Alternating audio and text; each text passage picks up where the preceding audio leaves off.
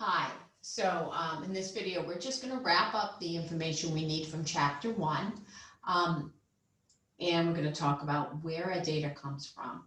So there's a lot of sources of data, but we're going to focus on 4 just to get started.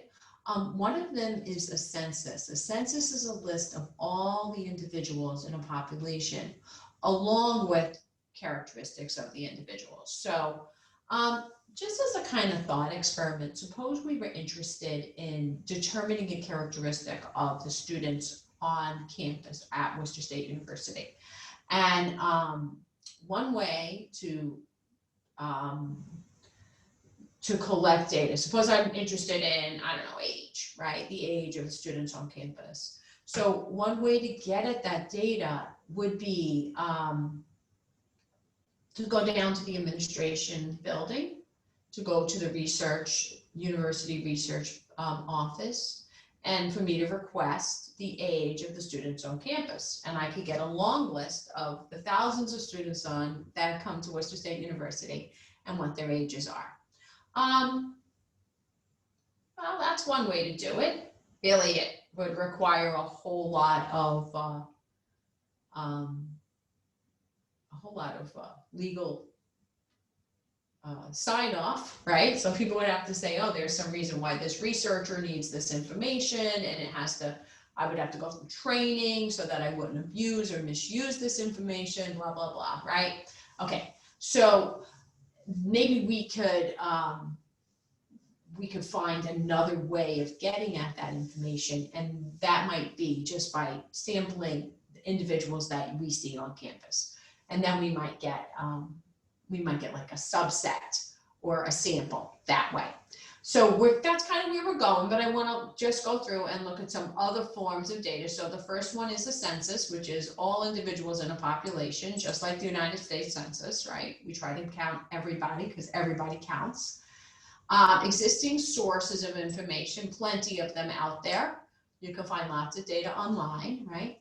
And then there are 2 kinds of studies that I want to bring up, and one of them is an observational study. So an observational study measures the characteristics of a population by studying individuals in the sample, but it doesn't attempt to manipulate or influence the individuals. So, for example, I might be interested in this idea of what is the age of students on campus. So we can go and get a sample of individuals on campus and just ask them their ages without any attempt to do anything to offer a treatment or force a treatment upon an individual that might somehow change the ages of students on campus, right?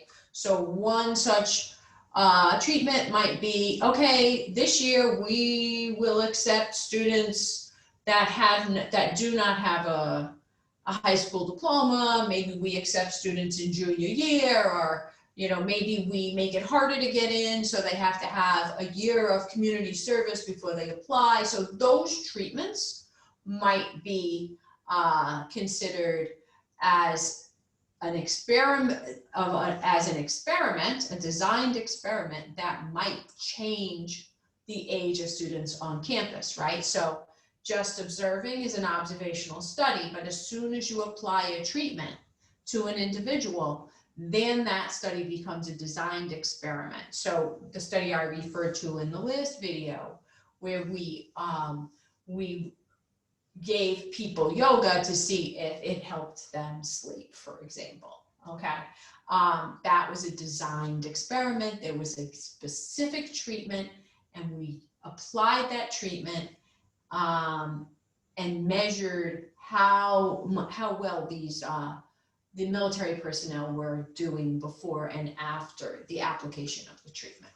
All right, so I just want to talk a little bit more through the notes. A sample of size little n from a population of size capital N is obtained through simple random sampling. So even before I get to the rest of that sentence, I just want to let you know Little n is the size of the sample. We will see little n. It is our first notational component, and we will see that throughout the entire course. So a sample of size little n from a population of size capital N is obtained through simple random sample if every possible sample of size little n has equally likely chance of occurring. The sample is called a simple random sample if it has that property, that all samples of size little n are equally likely to occur. I'm just going to go over one way of choosing a simple random sample. You have some homework in my stat lab on this. I'm going to introduce a starting point. We're going to, suppose I wanted to choose 5 people from a group of 40 people. Often if we're in the same room, we could even, well, I can talk about it for this class, right? So I have a list of, on the roster of your names, and they're listed from 1 to 32.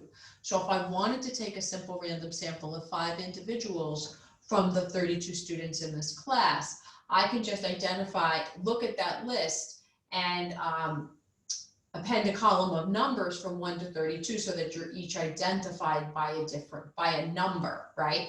We would call that a frame. Now what I have to do is I have to go and sit and choose randomly the numbers, 5 numbers between 1 and 32.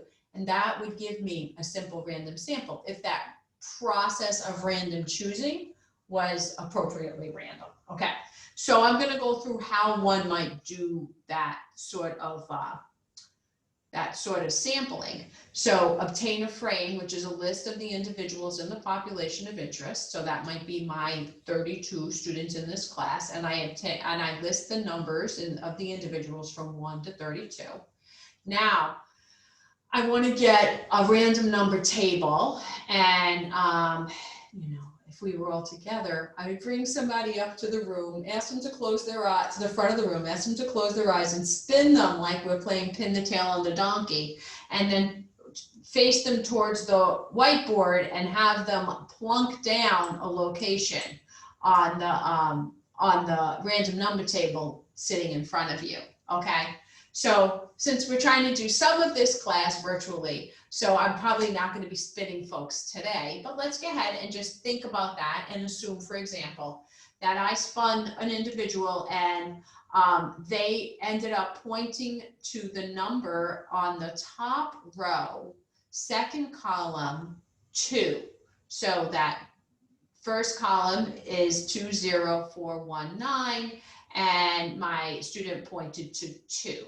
So what we're going to do is we're going to work through, in some systematic pattern, those numbers so that I choose two-digit numbers because there are 32 people in my frame.